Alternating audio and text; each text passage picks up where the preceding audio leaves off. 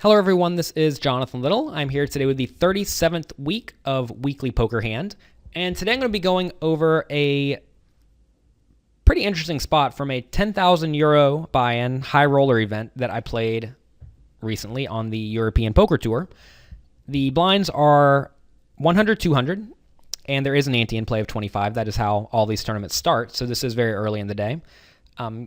If you're not following along in the video version of this, say you're listening to it through iTunes, you can watch a video of this hand replay at jonathanlittlepoker.com under the podcast tab if you want to follow along with video. But in this hand, we are against a loose aggressive kid who has already lost about half of his stack. He's down to 30,000 chips. And let's go ahead and get to it. I've chipped up a little bit. I'm at 60,000 from the 50,000 chip start. So loose aggressive kid raises to 600, which is 3 big blinds from first position. We are 8-handed. All these tournaments are played 8-handed.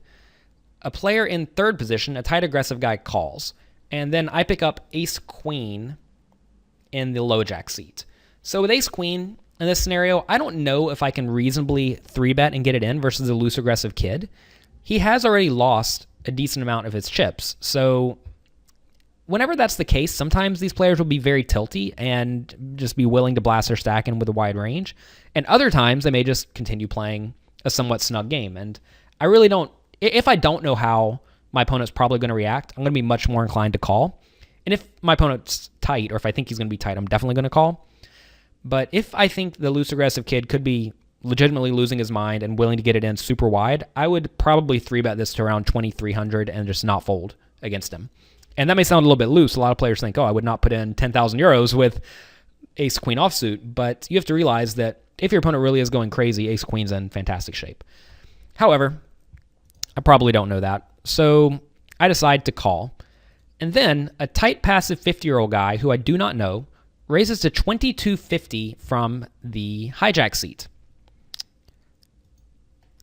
It folds back around to the loose aggressive kid. He folds, which is not something I expected, but it does happen sometimes.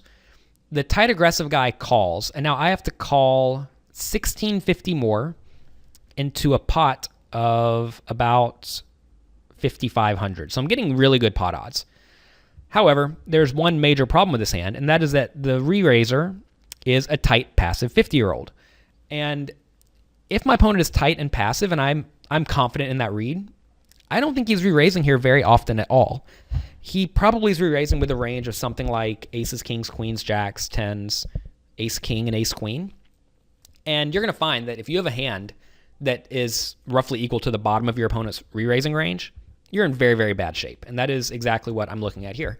So even though I am getting good odds, the fact that I'm out of position and deep stacked versus a guy who I think has a strong hand and a strong range, this is a spot where I am pretty sure I need to fold. And it may sound a little bit tight, but you're going to find that I'm going to be dominated by the pre-flop re-raiser quite often.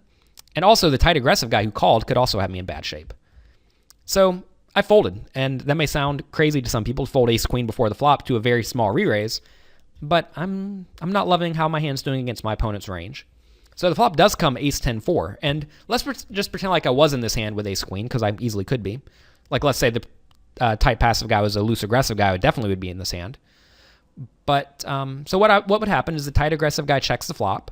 I would have checked on ace-10-4. Ace-10-4 board is what the flop is. Ace-10-4 rainbow.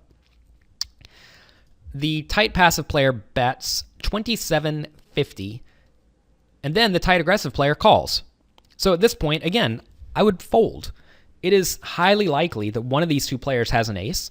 And you have to realize that of the reasonable aces, I beat ace-jack, but I lose to ace-10, I lose to ace-king, I lose to ace-ace, and I'm not too sure a player would bet with ace-9 or worse on this board. So, in a 3-bet pot, I mean. So I would also fold the flop when it goes bet call. If it was heads up, of course, I have to check call the flop, but I would be fairly unhappy about it. Anyways, I would have found a fold on the flop as well. Turns a king, which would be pretty bad for ace-queen because now ace-queen loses to kings. On the turn, tight aggressive player checks. Tight passive player bets again. He bets pretty large. He bets 7,500. And the tight aggressive player folds. And fortunately, the tight passive player decided to be friendly and show an ace and an ace for 3 aces. And this is a spot where if I think a lot of amateur players would end up losing way more money than necessary. And I've started really trusting my reads in these spots, and it seems to be working out pretty well. I mean, in the past, I would just almost never fold a hand that I deemed to be pretty strong.